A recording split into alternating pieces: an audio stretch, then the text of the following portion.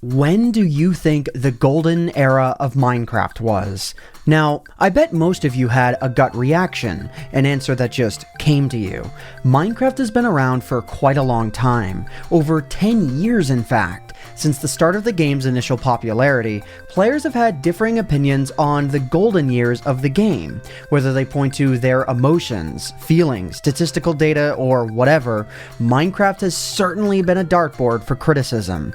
In this video, we're going to list some of the many golden ages of the game, the heights, the decline, and more. We're also going to talk about the game's history, and also talk about some of the varying misconceptions that players have mentioned over the years, especially as of the past couple of years. So, without any further ado, let's take a trip down memory lane and get right into it.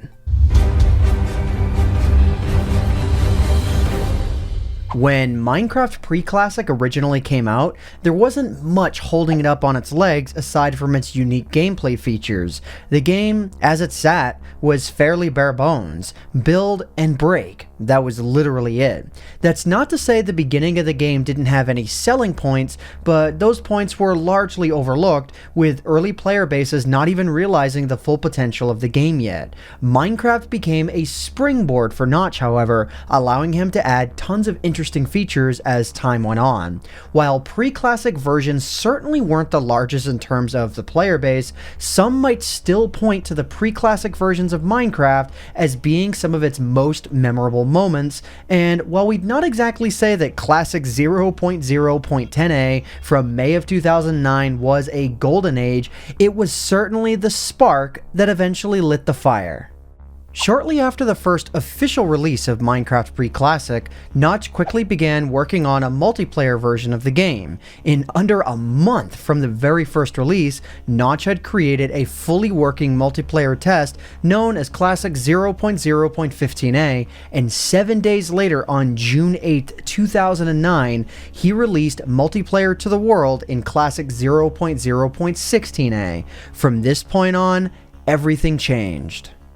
Even before the modern idea of servers ever became a reality, the best options players had to play the game in multiplayer would be to head over to the Minecraft.net website, where they could play on servers that Minecraft themselves had listed on the website. If you want a modern example of what this may have looked like, take Mojang's recent recreation of classic Minecraft for example. You load up a world, and then you can place or break blocks, either single player or with some friends, and that's literally about it. That's what life was like back then. But then, time passed, and after Minecraft had evolved beyond Classic and into the alpha version of the game, specifically referencing August 4th, 2010, Survival Multiplayer Java Edition Alpha version 1.0.15 was released. Now, instead of only connecting to Mojang's official servers via their website, players could input their own IP addresses for servers, which truly started the modern era for servers. Even if you never played Minecraft during these early days, this was one of the largest steps ever for Minecraft, if not the biggest, allowing friends and strangers to connect and play Minecraft together.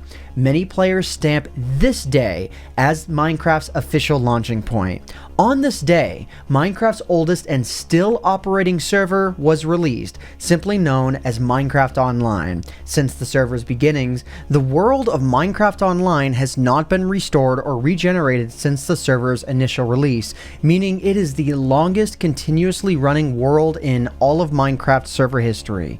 Many other servers shortly sprung up after this time, notably some such as the extremely infamous 2b2t, along plenty of others. Clearly, this moment in Minecraft's history was one of the game's most defining moments, showing what players are truly interested in within the game. Or so we thought.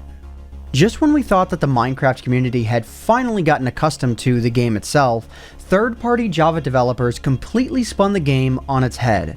While, sure, vanilla gameplay satisfied us for months or even years, once mods started sprouting up left and right, people naturally couldn't get enough. Mods added a totally new dynamic to the game, allowing for people to use their imagination in an entirely different way. No longer were you limited by the blocks or concepts that the vanilla game provided for you. Mods like the Aether revolutionized Minecraft, showing us what was fully possible. At the exact same time, community servers quickly began to take off as well. Where single-player mods were growing in popularity, other players were more interested in connecting with each other. If you want to see a video that I have all about the Aether's impact on Minecraft modding, be sure to check out the video that I have linked above. But maybe modding wasn't your thing, then or now. Maybe that's just not what you think of when you think of any sort of golden age of Minecraft. Okay, then let's keep our focus on servers for the time being. While modding Minecraft gameplay elements was taking off, another form of modding that many people don't think of as modding was also taking off. Server modding, or plugins. Just about as fast as client-side modding was taking off, server-side modding was also taking off as well. Minecraft quickly went from only having survival-based servers to having servers with a seemingly infinite amount of different game modes, all automatically managed by the server itself. Spleef, survival games, Team Fortress 2, creative plots, etc. If you are an early subscriber to this channel, or were even early to Minecraft itself, you may even remember servers like the Skitscape server. Skitscape, a veteran Minecraft YouTuber, launched his very own community server that served a few different purposes. 1. To be a hub for his viewers and his subscriber base, and 2. To give those people something to do. And that it certainly did.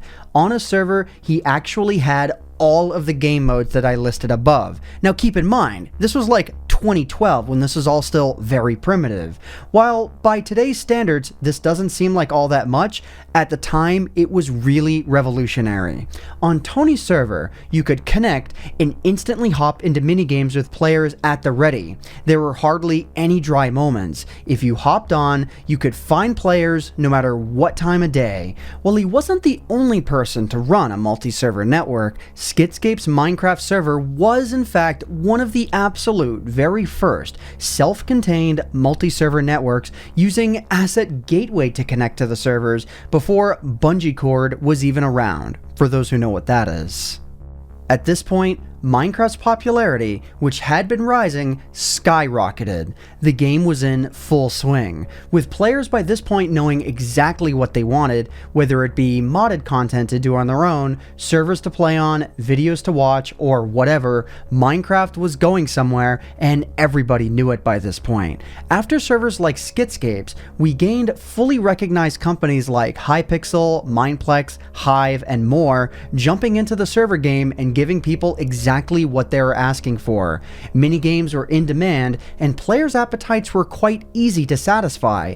If a new game mode came out, players were probably going to play it, without a doubt. YouTubers would also create videos on the servers. The exchange was beneficial. A new game mode, more incentive for the viewers to watch the videos. The viewer watches, the viewer then plays, and then the cycle repeats. Machinima's Let's Plays, animations, music videos, and more were also all on the rise at the same time, with absolutely monumental hits like Captain Sparkle's Revenge and Fallen Kingdom among others proving successful. Everybody was trying to capitalize.